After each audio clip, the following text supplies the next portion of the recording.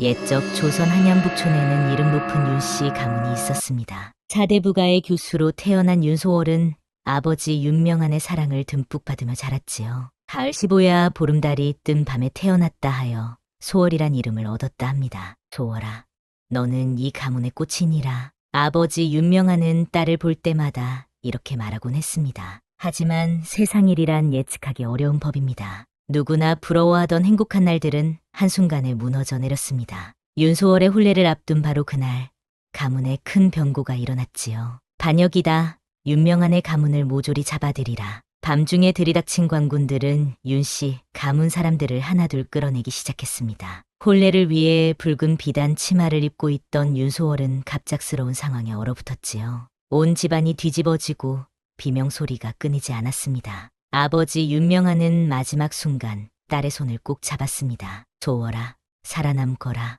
내 목숨만은 부디. 하지만 말이 끝나기도 전에 칼날이 윤명한의 목을 관통했습니다. 피가 윤소월의 붉은 혼례복 위로 튀었지요. 윤소월은 그 자리에서 정신을 잃었습니다. 정신을 차렸을 때 윤소월은 이미 한양을 벗어난 산속 어딘가에 있었습니다. 낯선 스님 한 분이 윤소월을 돌보고 있었지요. 깨어나셨군요. 몸은 좀 어떠십니까? 스님의 목소리는 따뜻했지만 윤소월의 마음은 얼음장처럼 차가웠습니다. 가족들은 모두 어디로 갔을까요? 혼례는 어찌 되었을까요? 그날 밤의 기억은 파편처럼 흩어져 있었습니다. 다들 어디에 말씀 마십시오. 너무 마음 아프실 테니. 스님의 말에 윤소월은 모든 것을 직감했습니다. 가족들은 더 이상 이 세상에 없었습니다. 윤소월 홀로 살아남은 것이지요. 왜 저만 살아남았을까요? 하늘을 향해 외쳐도 대답은 없었습니다. 눈물이 말라버린 윤소월의 두 눈에는 이제 공허함만 가득했습니다. 이곳은 천축산 청명함이라 하옵니다. 당분간 이곳에 머무르시는 게 좋을 듯합니다. 아직 조정의 눈이 두루 살피고 있으니. 스님의 말씀에 윤소월은 고개를 끄덕였습니다. 이제 윤소월에게는 돌아갈 곳도 의지할 사람도 없었습니다. 천축산 깊은 암자에서 세상을 등진 채 살아가는 것.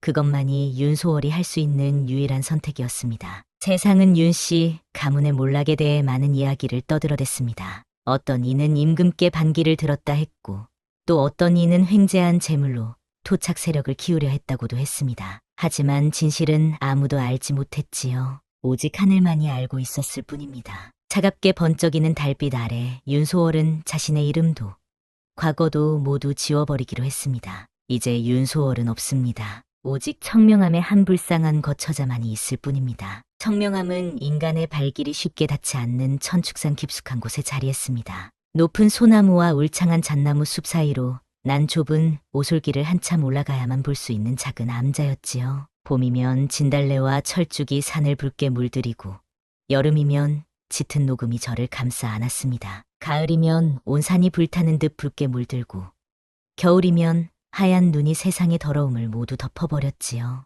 윤소월이 청명함에 온 지도 어느덧 1년이 지났습니다. 날짜를 세지 않으려 해도 계절이 바뀌는 것은 막을 수 없었습니다. 윤소월은 이제 윤소저라 불렸습니다. 청명함에 거처하는 세상 버린 한 여인.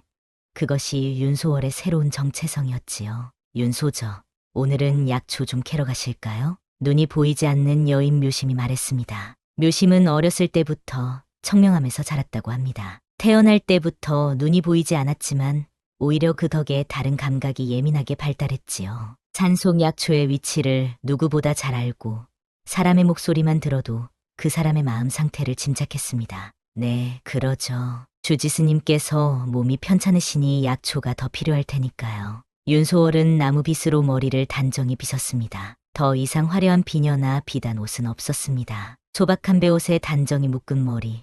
그것이 윤소월의 새로운 모습이었지요. 아침이면 윤소월은 스님들의 공양을 돕고 암자의 마당을 쓸었습니다. 낮에는 묘심과 함께 약초를 캐거나 산나물을 뜯었지요. 저녁이면 부처님 앞에 앉아 간절한 마음으로 기도했습니다. 이렇게 하루하루가 조용히 흘러갔습니다. 윤소저, 정말 아무 생각도 안 나시나요? 그날 밤에 대해서 묘심이 어느 날 문득 물었습니다. 두 사람은 산길을 걸으며 약초를 찾고 있었지요. 기억하고 싶지 않아요. 모든 게 꿈이었으면 좋겠다고 매일 밤 생각해요. 윤소월의 목소리에는 슬픔이 가득했습니다. 손에 쥐고 있던 도라지를 바구니에 담으며 한숨을 내쉬었지요. 하지만 가끔 잊혀지지 않는 것들이 있어요. 아버지의 마지막 표정, 피에 젖은 홀레복, 그리고 윤소월은 말을 멈추었습니다. 그날 밤 정신을 잃기 직전에 본 듯한 얼굴. 너무 짧은 순간이라 확실히 기억나지 않지만 누군가 윤소월을 안아들고 있었던 것 같았습니다. 그리고 뭐요? 아니에요. 그냥 헛것을 본 것 같아요. 밤이 되면 윤소월은 악몽에 시달렸습니다. 꿈속에서는 피로 물든 홀레복을 입고 어둠 속을 헤매고 있었지요. 누군가 윤소월의 이름을 부르는 것 같기도 하고 아니기도 했습니다. 소월아, 바람 소리 같기도 하고 사람의 목소리 같기도 한 소리가 귓가에 맴돌았습니다. 소월아, 윤소월은 벌떡 일어났습니다. 방 안에는 아무도 없었습니다. 창문 너머로 보이는 달빛만이 방 안을 희미하게 비추고 있었지요. 식은땀이 등줄기를 타고 흘러내렸습니다. 또 꿈이었구나. 윤소월은 이마에 땀을 닦았습니다. 밖에서는 바람이 솔솔 불어 나뭇가지를 흔들었습니다. 잔사의 밤은 너무나 고요했지요. 그 고요함이 때로는 윤소월의 마음을 더 아프게 했습니다. 내일은 또 어떤 하루가 올까? 윤소월은 창가에 앉아 달을 바라보았습니다. 달은 언제나처럼 차갑고 둥글었습니다. 모든 것을 다 알고 있는 듯한 그런 달이었지요. 청명함에서의 생활은 평화로웠습니다. 하지만 그 평화로움 속에서도 윤소월의 마음은 결코 편안하지 않았습니다. 누구의 원망도 복수심도 없었지만 가슴 한구석에는 채워지지 않는 공허함이 자리했습니다. 잘려나간 나무의 한 부분처럼 윤소월은 불안전했습니다. 그리고 그 불안전함은 시간이 지나도 채워지지 않았지요. 윤소저, 이 약초를 다려 드세요. 잠이 잘 올 겁니다. 주지 스님은 윤소월의 불면증을 걱정하셨습니다. 스님의 따뜻한 배려가 윤소월의 마음을 조금씩 녹였지요. 감사합니다, 스님. 덕분에 마음이 한결 가벼워졌습니다. 하지만 약초차도 윤소월의 꿈을 막지는 못했습니다. 꿈속에서 윤소월은 계속해서 누군가를 찾고 있었습니다. 그 누군가가 누구인지 윤소월 자신도 알지 못했지요. 가을이 깊어가던 어느 날 밤이었습니다. 윤소월은 이상하게도 그날따라 잠이 오지 않았습니다. 창밖으로 보이는 보름달은 유난히 밝게 빛났고 바람은 차갑게 불어왔지요. 오늘따라 왜 이리 잠이 안 오는 걸까? 윤소월은 자리에서 일어나 창가에 앉았습니다. 달빛이 방 안을 은은하게 비추었지요. 문득 바람이 불어 창문이 살짝 흔들렸습니다. 누구십니까? 윤소월은 갑자기 누군가 방 밖에 있는 것 같은 느낌을 받았습니다. 그날 윤씨 가문이 몰락한 이후로 윤소월은 항상 경계심을 늦추지 않았지요. 혹시 자신을 찾아 나선 관군이 아닐까 하는 두려움이 있었습니다. 누구십니까? 거기 누구 있습니까? 대답은 없었습니다. 하지만 분명히 누군가가 있었습니다. 윤소월은 조심스럽게 방문 쪽으로 다가갔습니다. 바로 그때였습니다. 방문이 소리 없이 열렸습니다. 달빛에 비친 검은 그림자 하나가 방 안으로 들어왔지요. 윤소월은 비명을 지르려 했지만 목소리가 나오지 않았습니다. 공포에 얼어붙은 채 윤소월은 그저 그 그림자를 바라볼 수밖에 없었습니다. 그림자는 천천히 윤소월에게 다가왔습니다. 달빛에 비추어 윤소월은 그 모습을 조금씩 볼 수 있었습니다. 키가 크고 어깨가 넓은 사내였습니다. 검은 도포를 입고 있었고 얼굴은 짙은 그림자에 가려져 있었지요. 누구십니까? 무슨 일로? 윤소월의 목소리는 떨렸습니다. 하지만 사내는 대답하지 않았습니다. 그저 천천히 다가와 윤소월의 앞에 무릎을 꿇고 앉았지요. 달빛이 사내의 얼굴을 살짝 비추었지만 여전히 그의 눈빛은 알 수 없었습니다. 윤소월은 달아나려 했습니다. 하지만 이상하게도 다리가 움직이지 않았습니다. 사내가 천천히 손을 뻗어 윤소월의 손을 잡았지요. 그 순간 윤소월은 이상한 감정을 느꼈습니다. 두려움과 함께 왠지 모를 안도감이 밀려왔지요. 사내의 손은 따뜻했습니다. 가을 저녁의 차가운 공기 속에서 오직 그 손길만이 윤소월에게 온기를 전해주었습니다. 마치 오래전부터 알고 있었던 것 같은 그런 익숙한 감각이었습니다. 당신은 누구십니까? 윤소월이 다시 물었지만 사내는 여전히 대답하지 않았습니다. 대신 윤소월의 손을 천천히 가슴에 가져다 대었지요. 자신의 심장이 뛰고 있음을 보여주려는 듯했습니다. 이상한 일이었습니다. 정체불명의 사내가 한밤중에 찾아와 아무 말도 하지 않고 있는 상황. 하지만 더 이상한 것은 윤소월이 그 사내에게서 위협을 느끼지 않았다는 점입니다. 오히려 오랫동안 기다려온 사람을 만난 것 같은 묘한 감정이 일었지요. 자네는 조용히 일어나 윤소월의 침상으로 향했습니다. 그리고는 윤소월을 부드럽게 이끌어 함께 누웠습니다. 자네는 윤소월을 감싸 안았지요. 그의 품은 넓고 따뜻했습니다. 마치 세상의 모든 위험으로부터 윤소월을 지켜줄 것 같은 그런 품이었습니다. 윤소월은 처음에는 저항하려 했습니다. 하지만 사내의 품에서 느껴지는 안정감은 윤소월이 오랫동안 느끼지 못했던 것이었습니다. 조금씩 윤소월의 긴장이 풀렸고 어느새 깊은 잠에 빠져들었지요. 그대는 날 모를지라도 난 당신을 잊을 수 없소. 잠에 빠져드는 순간 윤소월은 가느다란 속삭임을 들었습니다. 그 목소리는 어디선가 들어본 듯한 낯설지 않은 목소리였지요. 다음 날 아침 윤소월이 잠에서 깨었을 때 방 안에는 아무도 없었습니다. 마치 어젯밤의 일이 꿈만 같았지요. 하지만 베개에 남아있는 희미한 체온과 이불에 배이 낯선 향기는 그것이 꿈이 아니었음을 말해주었습니다. 어젯밤에 정말로 누군가 왔던 걸까? 윤소월은 혼란스러웠습니다. 그 사내는 누구였을까요? 어떻게 이 깊은 산속 암자까지 찾아온 걸까요? 그리고 왜 자신을 찾아온 걸까요? 윤소저, 아침 공양 준비하셔야지요. 묘심의 목소리에 윤소월은 정신을 차렸습니다. 일상으로 돌아가야 했지요. 하지만 하루 종일 윤소월의 마음은 어젯밤의 일로 가득 차 있었습니다. 묘심아, 혹시 어젯밤에 누가 암자에 온 거 알아? 누가 왔다고요? 아니요, 전 아무것도 몰라요. 무슨 일 있으셨어요? 묘심은 의아한 표정이었습니다. 윤소월은 더 이상 묻지 않았습니다. 어쩌면 정말 꿈이었을지도 모릅니다. 하지만 그날 밤 윤소월은 왠지 모르게 그 사내가 다시 올 것만 같은 예감이 들었습니다. 그래서 일부러 잠들지 않고 창가에 앉아 기다렸지요. 달이 중천에 떠오를 무렵 예상대로 방문이 소리 없이 열렸습니다. 검은 도포를 입은 사내가 다시 나타났습니다. 어젯밤과 같은 모습이었지요. 윤소월은 이번에는 덜 놀랐습니다. 오히려 기다리고 있었다는 듯이 사내를 바라보았습니다. 당신은 누구십니까? 어젯밤에도 오셨지요? 윤소월이 물었지만 사내는 여전히 대답하지 않았습니다. 그저 조용히 다가와 윤소월의 손을 잡았지요. 그리고는 어젯밤처럼 윤소월을 침상으로 이끌었습니다. 이번에도 사내는 윤소월을 품에 안았습니다. 사내의 품은 따뜻했고 안정감을 주었습니다. 윤소월은 이상하게도 두려움을 느끼지 않았습니다. 오히려 이 낯선 사내의 품에서 오랫동안 찾아 헤매던 위안을 얻는 것 같았지요. 당신은 왜 말을 하지 않으십니까?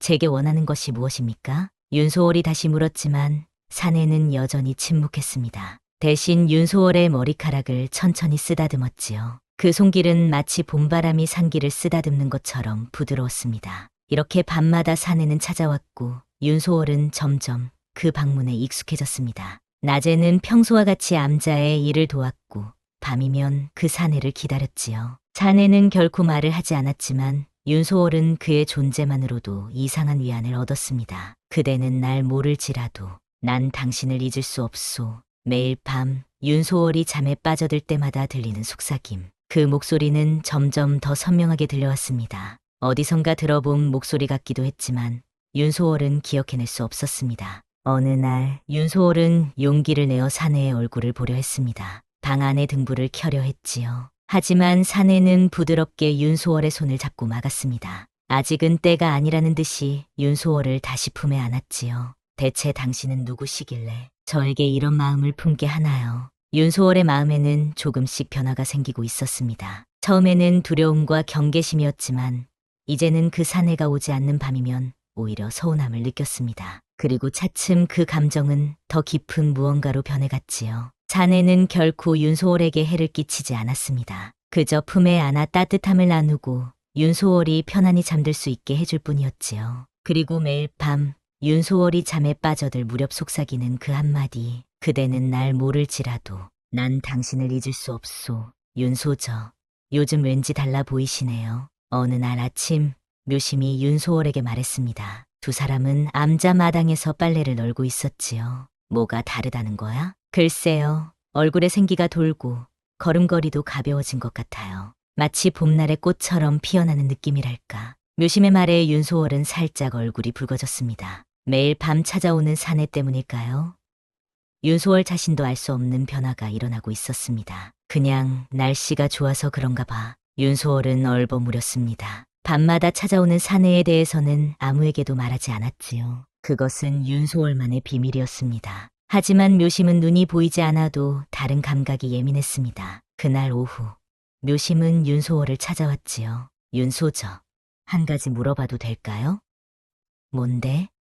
혹시 밤에 누가 소저의 방에 찾아오나요? 윤소월은 놀라서 빨래방망이를 떨어뜨렸습니다. 어떻게 묘심이 알았을까요? 무슨 소리야. 그런 거 없어. 윤소월은 당황해서 서둘러 부인했습니다. 하지만 묘심은 미소를 지었지요. 거짓말 하시면 안 돼요. 전 눈이 보이지 않아도 귀는 밝답니다. 밤중에 발자국 소리가 들려요. 하지만 이상하게도 그 발자국 소리는 아주 가볍고 때로는 아예 들리지 않기도 해요. 윤소월은 말문이 막혔습니다. 결국 묘심에게 사실을 털어놓을 수밖에 없었지요.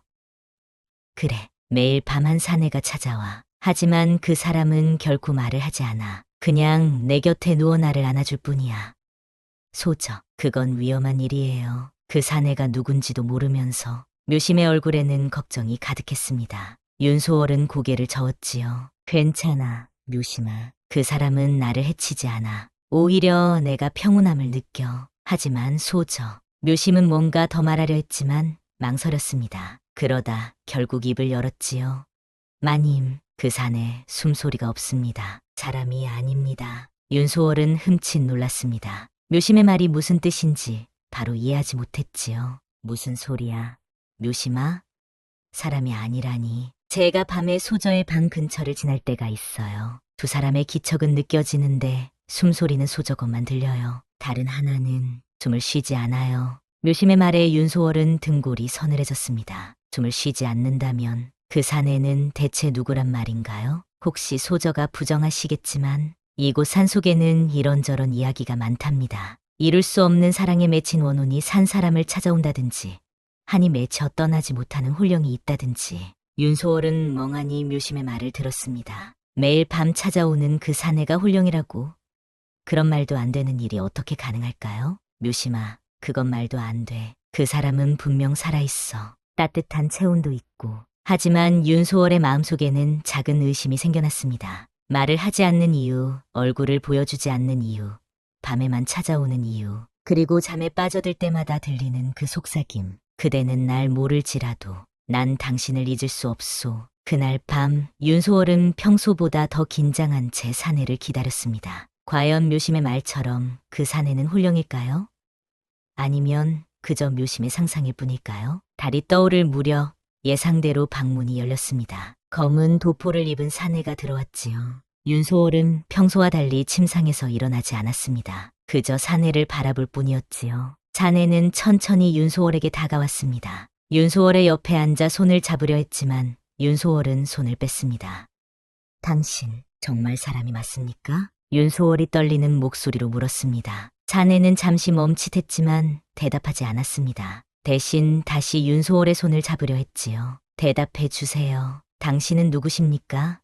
왜 저에게 찾아오는 겁니까? 윤소월의 목소리는 점점 더 간절해졌습니다. 하지만 사내는 여전히 침묵했습니다. 다만 윤소월을 바라보는 눈빛이 슬픔으로 가득 차 있었지요. 그날 밤 사내는 평소와 같이 윤소월을 품에 안았습니다. 하지만 윤소월의 마음은 평온하지 않았습니다. 묘심의 말이 계속해서 머릿속을 맴돌았지요. 그 산에 숨소리가 없습니다. 사람이 아닙니다. 윤소월은 조심스럽게 귀를 기울였습니다. 사내의 가슴에 귀를 대고 심장 소리를 들으려 했지요. 하지만 아무리 집중해도 심장 소리는 들리지 않았습니다. 다만 깊은 산속 바람 소리만이 윤소월의 귀를 채웠을 뿐이었지요. 며칠이 지났습니다. 윤소월은 여전히 그 사내를 기다렸고 사내는 매일 밤 찾아왔습니다. 하지만 윤소월의 마음은 복잡했습니다. 그 사내가 정말 홀령이라면 왜 자신을 찾아오는 걸까요?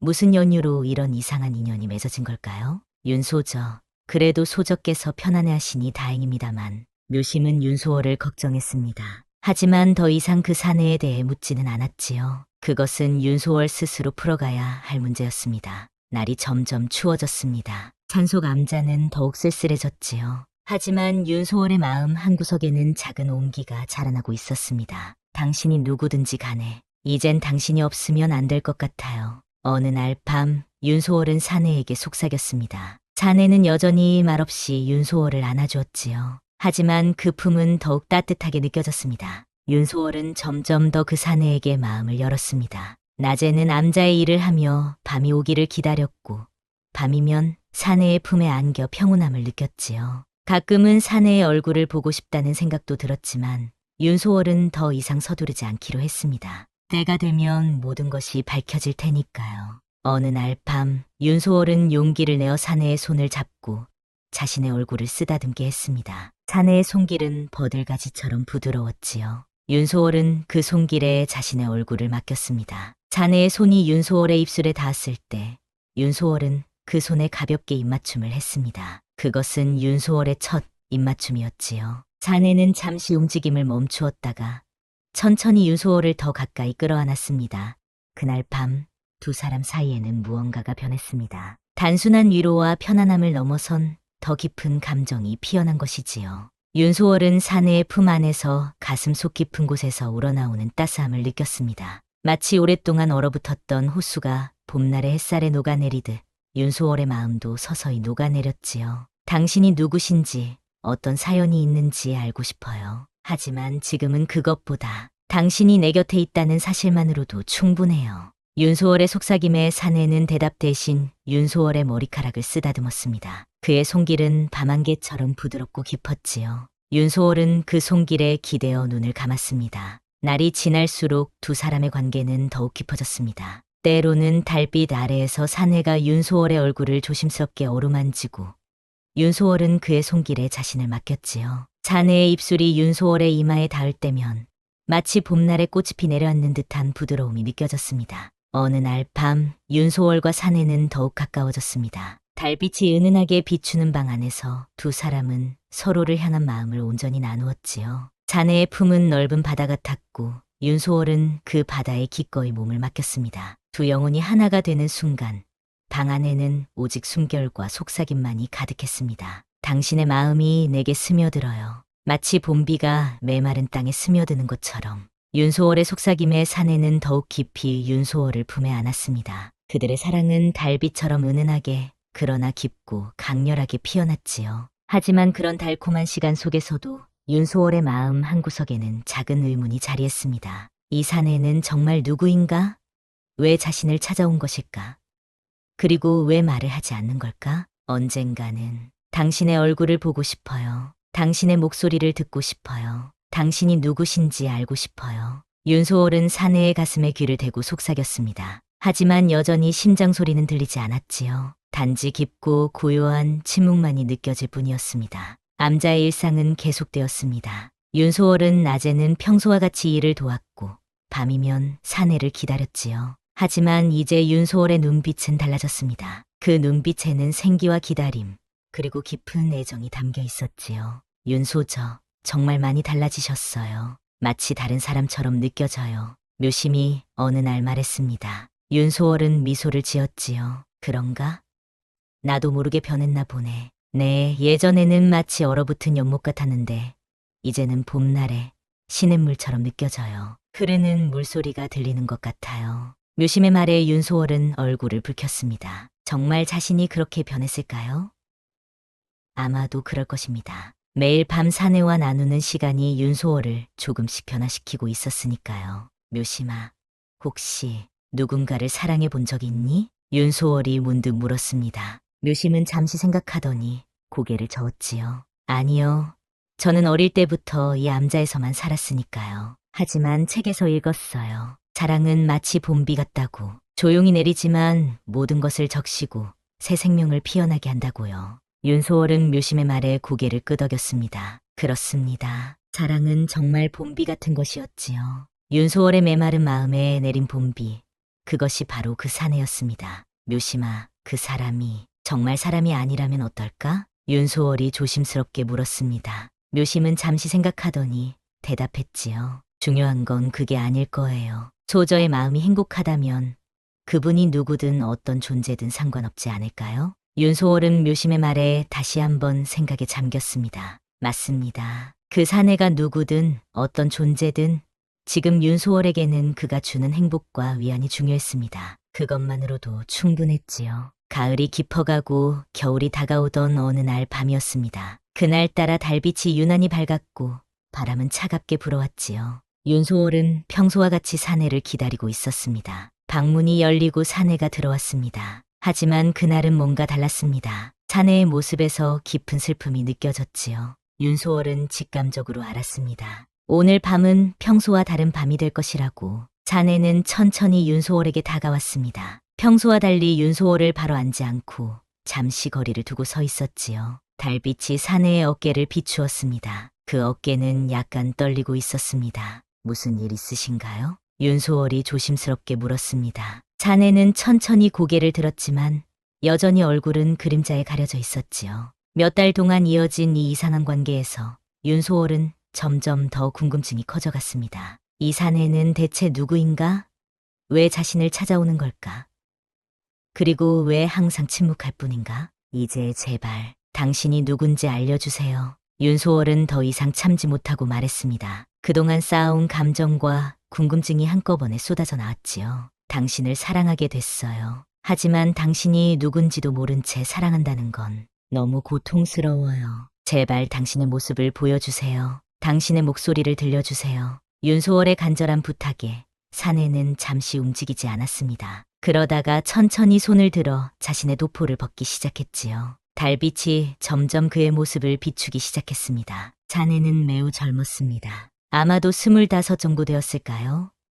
윤소월과 비슷한 나이였지요. 그의 얼굴은 선이 굵고 뚜렷했으며 눈빛은 깊고 슬펐습니다. 하지만 어딘가 낯익은 얼굴이었습니다. 윤소월은 어디선가 본 적이 있는 것 같았지요. 당신은 윤소월이 말을 채 끝내기도 전에 사내가 입을 열었습니다. 몇 달 만에 처음으로 들리는 그의 목소리였지요. 그날 당신이 혼례를 올린 날, 온 집안이 몰살될 때 당신만이라도 살리겠다 맹세했던 자가 있었지요. 그 목소리는 깊고 부드러웠습니다. 마치 오랜 시간을 건너온 바람 소리 같았지요. 윤소월은 그 목소리에 온몸이 떨렸습니다. 분명히 들어본 목소리였습니다. 당신은 혹시... 윤소월의 기억 속에서 오래된 한 장면이 떠올랐습니다. 윤씨 가문에서 칼을 들고 있던 젊은 무사의 모습. 항상 멀리서 윤소월을 지켜보던 그 무사. 그리고 그날 밤 피로 물든 혼례복을 입은 윤소월을 안아들고 도망치던 그 사람. 연우? 윤소월의 입에서 그 이름이 나왔을 때 사내의 눈에서 한 줄기 눈물이 흘러내렸습니다. 예, 저는 윤씨 가문에서 칼을 잡았던 하급 무사였고 당신을 짝사랑했던 자였습니다. 그날 당신만은 반드시 살리고 싶었습니다. 연우의 목소리는 떨렸습니다. 그의 눈에는 말할 수 없는 슬픔이 가득했지요. 하지만 어떻게 당신은 그날... 윤소월은 말을 잇지 못했습니다. 기억이 조금씩 돌아왔습니다. 그날 밤 윤소월을 안고 도망치던 연우는 뒤쫓아 온관군의 칼의 등을 맞았습니다. 하지만 그럼에도 불구하고 윤소월을 계속해서 안고 달렸지요. 결국 윤소월을 안전한 곳에 두고 연우는 저는 죽었습니다. 당신을 청명함까지 데려다 주고 숨을 거두었지요. 하지만 제 영혼은 당신을 두고 떠날 수 없었습니다. 당신이 슬퍼하는 모습을 보며 매일 밤 당신 곁을 지켰습니다. 연우의 말에 윤소월은 눈물을 흘렸습니다. 그동안 자신을 찾아왔던 사내가 바로 자신을 위해 목숨을 바친 연우의 혼령이었다니. 윤소월은 말할 수 없는 슬픔과 행복이 뒤섞인 감정을 느꼈습니다. 그래서 말을 하지 않았던 거군요. 그래서 항상 밤에만 찾아왔던 거고. 예, 처음에는 그저 당신이 잘 지내는지 보고 싶었을 뿐입니다. 하지만 당신이 너무 슬퍼하는 모습을 보며 위로해드리고 싶었습니다. 그날 밤 처음으로 모습을 드러냈지요. 연우는 윤소월에게 천천히 다가왔습니다. 그의 손이 윤소월의 얼굴을 향했지만 닿지는 않았지요. 마치 만질 수 있을 듯 없을 듯한 거리를 유지했습니다. 하지만 어떻게 제가 당신을 만질 수 있었던 거죠? 당신의 온기를 느낄 수 있었던 건... 윤소월이 물었을 때 연우는 쓸쓸한 미소를 지었습니다. 사랑의 힘이겠지요. 당신을 향한 제 마음이 너무 강해서 잠시나마 실체가 되어 당신을 안을 수 있었습니다. 하지만 그것도 이제 끝나가고 있습니다. 연우의 말에 윤소월은 가슴이 철렁 내려앉았습니다. 끝나간다니요? 무슨 의미인가요? 제가 이 세상에 머물 수 있는 시간이 얼마 남지 않았습니다. 저는 이미 죽은 자입니다. 당신이 제 정체를 알게 된 이상 더 이상 이렇게 있을 수 없습니다. 연우의 말에 윤소월은 절망했습니다. 이제 막 찾아낸 사랑인데 다시 잃어버리게 된다니요. 안 돼요. 제발 가지 마세요. 당신 없이는 살 수 없어요. 윤소월은 연우를 붙잡으려 했지만 손이 허공을 가르는 듯했습니다. 연우의 모습이 점점 희미해지고 있었지요. 소월, 당신을 만난 것은 제 인생 최고의 행복이었습니다. 당신을 위해 목숨을 바친 것. 단 한 번도 후회한 적 없습니다. 연우의 목소리도 점점 희미해졌습니다. 윤소월은 필사적으로 그를 붙잡으려 했지만 소용없었습니다. 연우님, 제발 가지 마세요. 저도 당신을 사랑해요. 윤소월의 절규에 연우는 마지막으로 미소를 지었습니다. 그대는 날 모를지라도 난 당신을 잊을 수 없소. 그 말을 남기고 연우의 모습은 달빛 속으로 사라졌습니다. 방 안에는 윤소월의 흐느낌만이 남았지요. 연우가 떠나고 윤소월의 일상은 다시 고요해졌습니다. 하지만 그 고요함은 예전과는 달랐지요. 이제 윤소월의 마음속에는 연우라는 사람이 자리하고 있었으니까요. 윤소저, 그분이 떠나셨나요? 묘심이 어느 날 조심스럽게 물었습니다. 윤소월은 고개를 끄덕였지요. 가버렸어. 하지만 내 마음속에는 여전히 살아있어. 윤소월의 목소리에는 슬픔보다는 깊은 사랑과 그리움이 담겨 있었습니다. 연우가 자신을 얼마나 사랑했는지, 그리고 자신도 연우를 얼마나 사랑하게 되었는지 깨달았기 때문이지요. 그날 밤, 연우가 떠나면서 방 한 구석에 검 하나를 남겨두었습니다. 그것은 연우가 생전에 사용하던 검이었지요. 윤소월은 그 검을 소중히 간직했습니다. 그것은 연우의 사랑과 희생을 상징하는 물건이었으니까요. 매달 보름달이 뜨는 날이면 윤소월은 방 안에 향을 피웠습니다. 그리고 연우의 검을 창가에 두었지요. 달빛이 검에 비치면 검의 그림자가 방 바닥에 길게 드리워졌습니다. 연우님, 오늘도 제 곁을 지켜주시나요? 윤소월은 그 그림자에게 말을 걸었습니다. 물론 대답은 없었지요. 하지만 가끔, 아주 가끔 창밖으로 검은 그림자가 스쳐 지나가는 것을 볼 수 있었습니다. 그것이 연우의 모습인지 아니면 그저 바람에 흔들리는 나뭇가지의 그림자인지는 알 수 없었습니다. 하지만 윤소월은 그것이 연우라고 믿었지요. 제가 살아있는 한 당신의 사랑과 희생을 잊지 않을게요. 윤소월은 매일 밤 창밖을 바라보며 중얼거렸습니다. 그리고 그 말을 할 때마다 바람이 조금 더 강하게 불어왔지요. 마치 연우가 대답하는 것처럼 시간은 계속해서 흘러갔습니다. 봄이 오고, 여름이 오고, 가을이 오고, 다시 겨울이 왔지요. 윤소월은 청명함에서 조용히 지내며 주지스님과 묘심을 도왔습니다. 하지만 이제 윤소월의 눈빛은 달라졌습니다. 예전의 공허함과 슬픔 대신 깊은 사랑과 평화가 담겨 있었지요. 윤소저, 곧 겨울이 깊어질 텐데 산을 내려가시는 게 어떨까요? 세상은 이제 많이 달라졌을 테고 소저를 찾는 이도 없을 겁니다. 주지스님이 어느 날 제안했습니다. 윤소월은 잠시 생각하더니 고개를 저었지요. 아니요, 스님. 저는 여기 있겠습니다. 이곳에 제가 지켜야 할 것이 있으니까요. 윤소월의 대답에 주지스님은 미소를 지었습니다. 스님은 이미 모든 것을 알고 있었는지도 모릅니다. 그렇군요. 인연이란 참으로 오묘한 것이지요. 삶과 죽음을 넘어서는 그 무엇. 윤소월은 스님의 말씀에 고개를 끄덕였습니다. 그렇습니다. 연우와 윤소월의 인연은 삶과 죽음을 넘어서는 것이었지요. 매해 가을 윤씨 가문이 몰락한 그날이 되면 윤소월은 특별히 정성스럽게 향을 피우고 기도를 올렸습니다. 가족들의 영혼을 위로하고 연우의 희생에 감사하는 마음으로요. 아버지, 어머니, 그리고 연우님 모두 편안하신가요? 저는 여기서 잘 지내고 있습니다. 언젠가 우리 다시 만날 날이 오겠지요? 윤소월의 기도에 바람이 살랑 불어왔습니다. 마치 대답하는 것처럼 세월이 흐르고 윤소월의 머리카락에도 하얀 서리가 내리기 시작했습니다. 하지만 그녀의 마음은 여전히 젊고 따뜻했지요. 연우에 대한 사랑은 세월이 가도 변하지 않았습니다. 암자를 찾는 사람들에게 윤소월은 가끔 자신의 이야기를 들려주었습니다. 물론 모든 진실을 말하지는 않았지요. 다만 이렇게 말했습니다. 그는 나를 지키다 죽은 자이자 내 평생 잊지 못할 그림자입니다. 그 말을 할 때마다 윤소월의 눈에는 깊은 사랑과 그리움이 담겨 있었습니다. 그리고 가끔, 아주 가끔 그녀의 곁에 검은 그림자가 스쳐 지나가는 것을 보는 사람들도 있었지요. 청명함의 전설은 이렇게 시작되었습니다. 삶과 죽음을 넘어선 사랑의 이야기, 영원히 서로를 지키는 두 영혼의 이야기로요. 여러분이라면 매일 밤 찾아오는 이 사람의 존재를 믿으시겠습니까? 그를 사랑하시겠습니까?